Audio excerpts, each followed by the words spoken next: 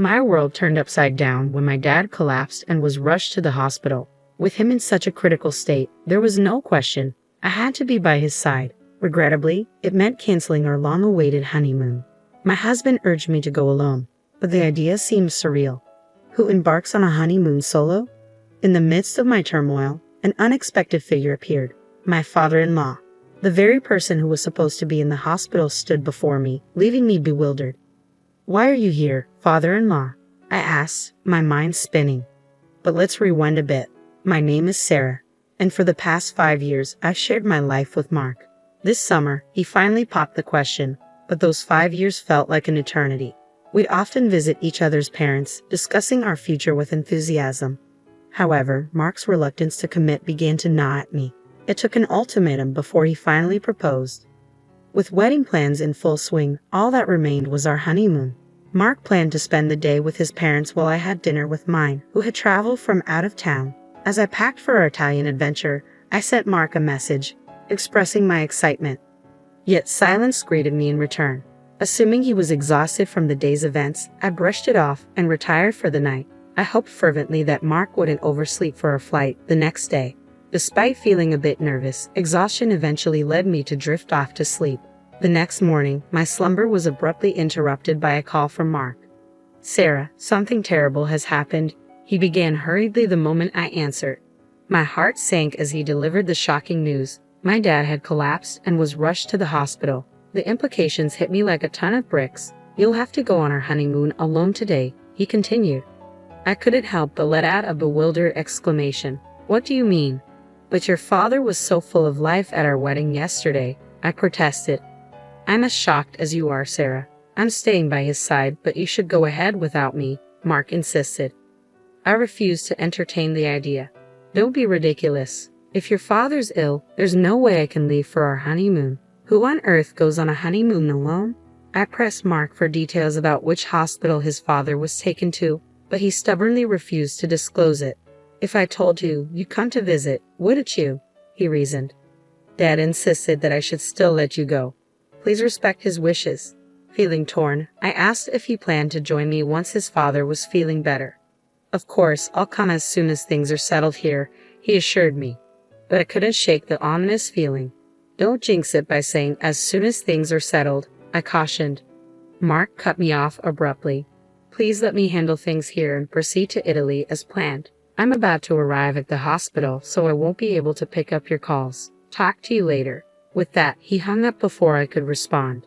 I attempted to call Mark back immediately, but it seemed like he had turned off his phone. With no means to reach him and lacking the name of the hospital, I couldn't rush to my father-in-law's side. Feeling utterly helpless, I was suddenly startled by the doorbell.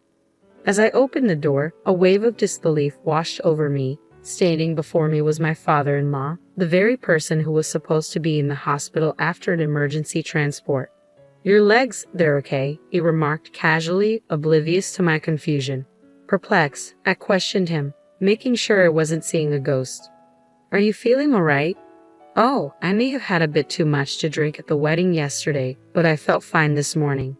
Definitely sober now," he replied. "I came to pick you up after dropping Mark off." "Dropping Mark off?" I echoed, my confusion deepening. "Yes, for your honeymoon. I dropped him off at the station, but then I realized I should have come to pick you up too. Let me take you to LaGuardia," he explained. My mind reeled with confusion. My father-in-law, supposed to be in the hospital, and Mark, supposed to be accompanying him there, now dropping off our son at the station. Nothing seemed to add up. Then it clicked. "Wait, you just said you'd take me to LaGuardia, but our honeymoon is in Italy." "Oh yes, that's what I thought too." I was surprised, he admitted. When Mark dropped the bombshell this morning, announcing a last-minute change of plans for our honeymoon to Alaska, my mind became a whirlwind of questions. Alaska, it seemed out of the blue, leaving me baffled. "He left a note in the car," my father-in-law explained, producing a post Mark had left behind. It detailed an inn in Alaska and a flight from LaGuardia to Ted Stevens Anchorage International Airport. Suddenly, the pieces started to fit together. "Could you please take me to LaGuardia?" I requested, a surge of realization flooding over me. "Thank you so much." During the journey, I couldn't shake the feeling of apprehension. Mark's actions, his sudden change of plans, all seemed suspicious. As we approached the airport, I mulled over my suspicions. Would I find the truth at the airport? Thanking my father-in-law, I ventured into the airport.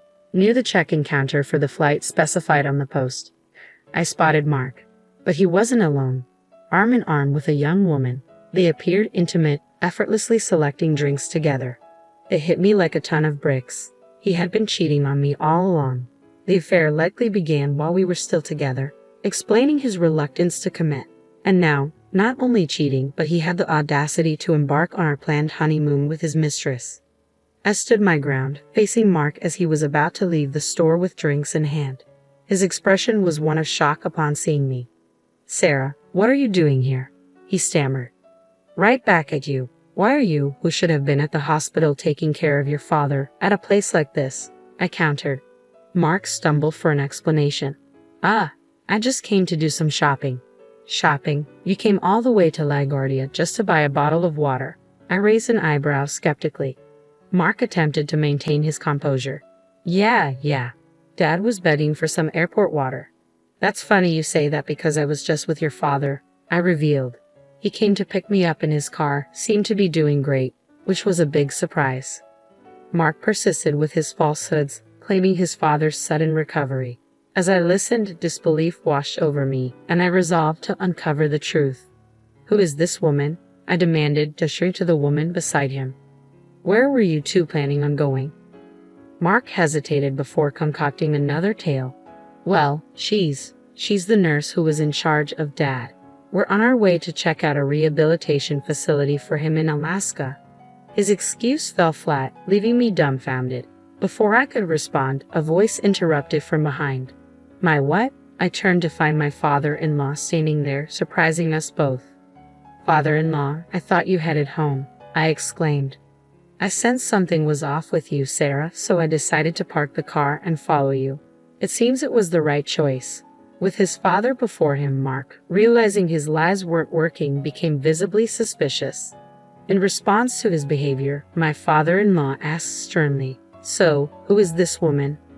Mark began to fumble for words, but the woman beside him broke the silence. "I'm Amy, Mark's girlfriend," she declared. Mark swiftly covered her mouth, his panic evident. "Hey, what are you saying? You have to speak clearly." My father-in-law intervened, his tone firm. "Mark, you don't love your wife. Hurry up and get a divorce with her." Mark's attempt to silence Amy failed. "Wait, just be quiet. Why should I? You promised to leave your wife to be with me. Isn't that why you chose me over her today?" Amy shot back.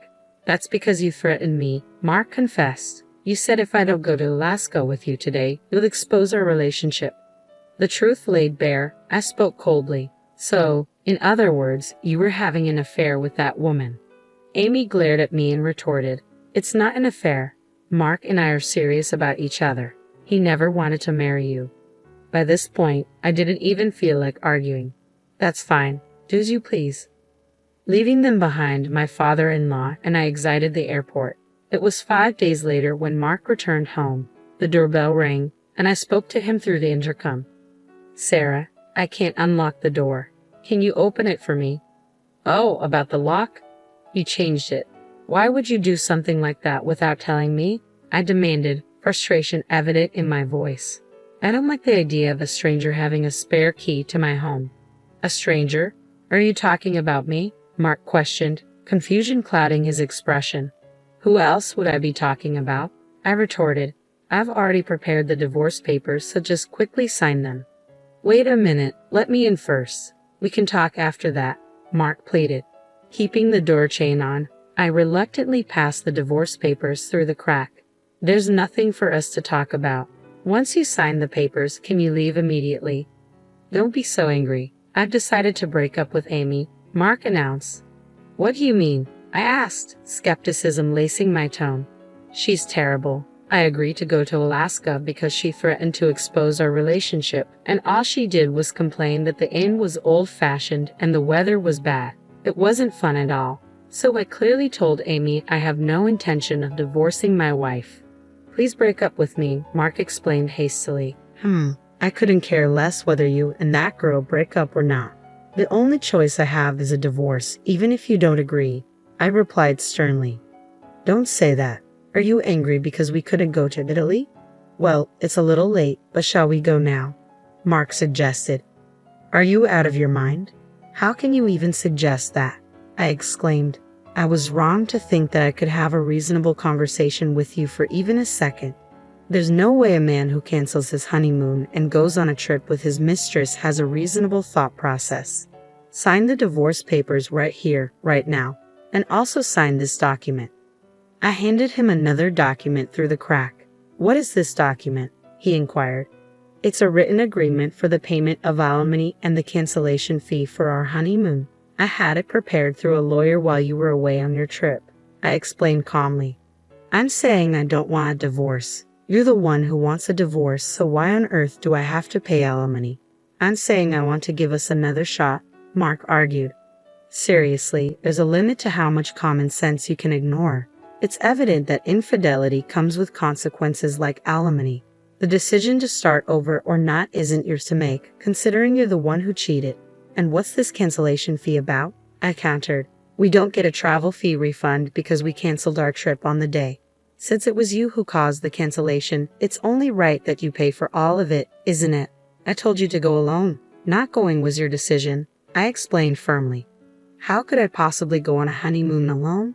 Not only that, but you also lied about your father being critically ill to cover up your affair. There's no way I could have gone in that situation, Mark argued.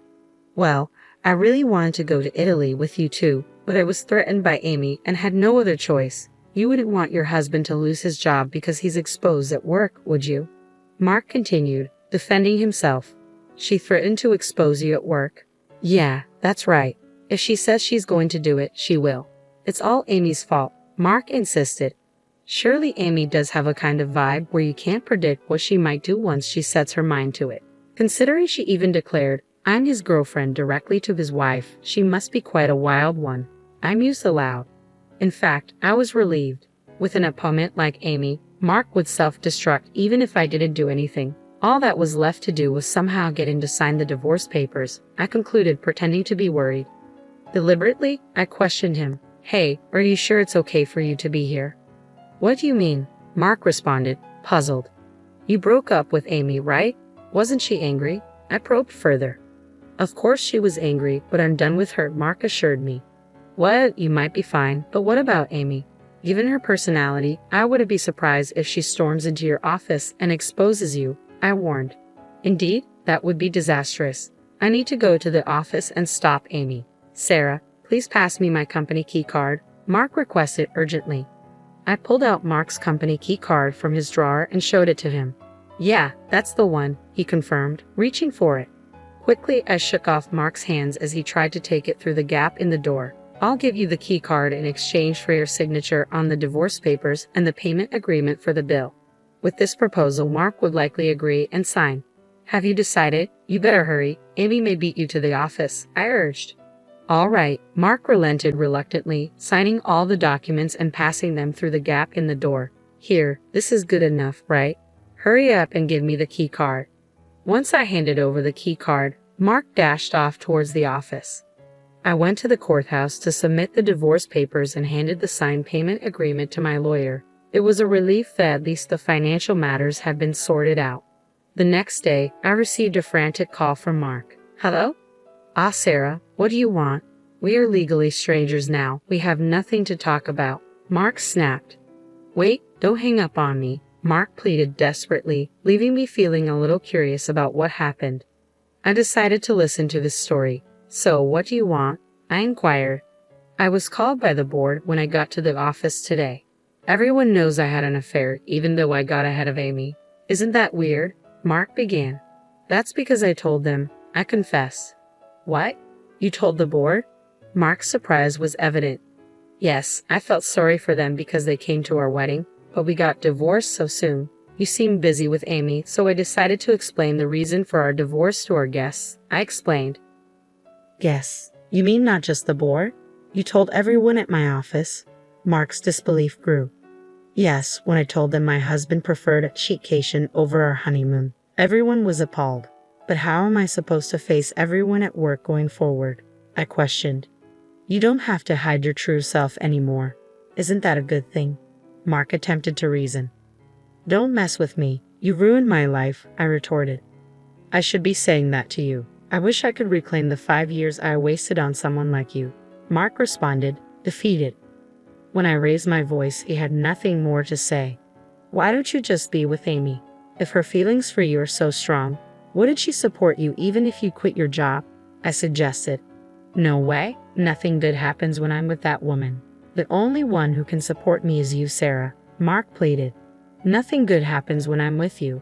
If you want support, you should think about other people's feelings a bit more before you act, I remarked. Yeah, I truly regret it. So let's try again, Mark proposed. No chance. How about reflecting, turning over a new leaf, and getting back into the dating scene? Oh, and maybe find a job first, I suggested. Sarah, don't abandon me. You're the one who betrayed me first, Mark pleaded. You'll just have to live with your regret, I replied, ending the call abruptly. It seems Mark returned to his parents' house to borrow some money a few times, but my father-in-law, who had been made out to be gravely ill without him knowing, and moreover, was used as an excuse for Mark's infidelity, was furious. Eventually, he cut ties with Mark. Mark found it increasingly uncomfortable to be at his company and ended up quitting his job. Job hunting didn't go well, and it seems he's barely making a living by working part-time at a convenience store. On the other hand, I moved into a new home with the alimony from Mark. Even though I changed the door locks, it felt uncomfortable living in a place my ex-husband knew about. Mark's parents helped me move. They probably saw it as a way to atone for their son's misdeeds. I still occasionally chat and have meals with them. I won't get back the 5 years I spent with Mark, but I'm going to find a better man next time.